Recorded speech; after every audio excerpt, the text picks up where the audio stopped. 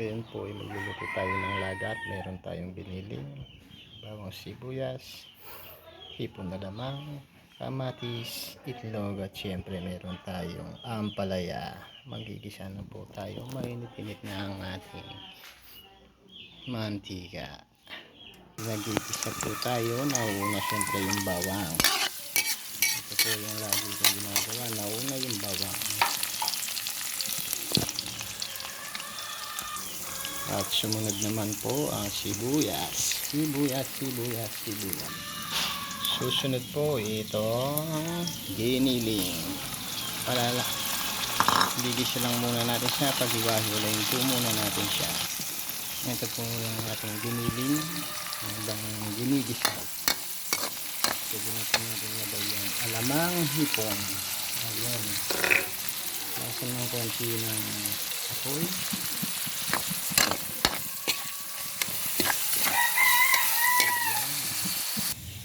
Susunod na po ang ating itlog muna. Batiin lang po ng konti.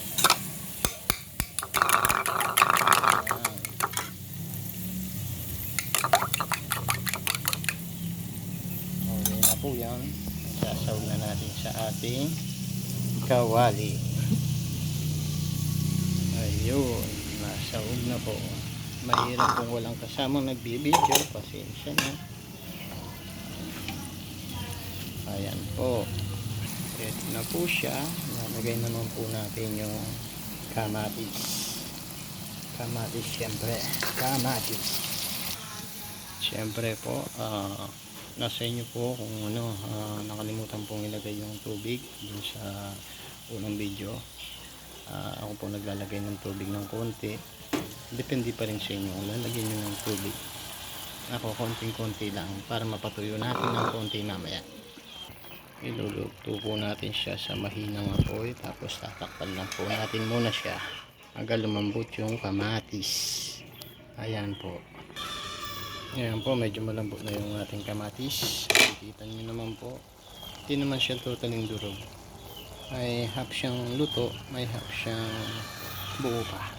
Sasawag na po natin ng ating ampalaya, ang main course natin. Ayan. Masarap pa kaysa sa lola mo. Ayan po. Nasa sa inyo po kung dadagyan nyo ng MSG o anumang pandagdag. Ako mamaya dadagdagan ko pa ng konting asin. Ang sikreto sa masarap na pagluluto ay asin. Konting-konti lang. Ito na po ang ating asin. Ibubog natin para masarap. Lagay ng konti. Ayan. Sinaan yung apoy. At saka natin takpan. Tapos na. Ganyan lang po ang magluto ng lagat. Hintayin natin hanggang sa maluto. Ayan po, medyo dry siya. Ganyan po yung masarap para sa akin na lagat. Depende po sa inyo kung gusto nyo may sabaw, dagdagan nyo ng konting tubig pa. Tsaka nyo pakuluin. Mamaya po papakita ko ano yung itsura ng pagkaluto niya. Ito na po, medyo natutuyong-tuyo na siya. Ayan po, kanyang pong itsura.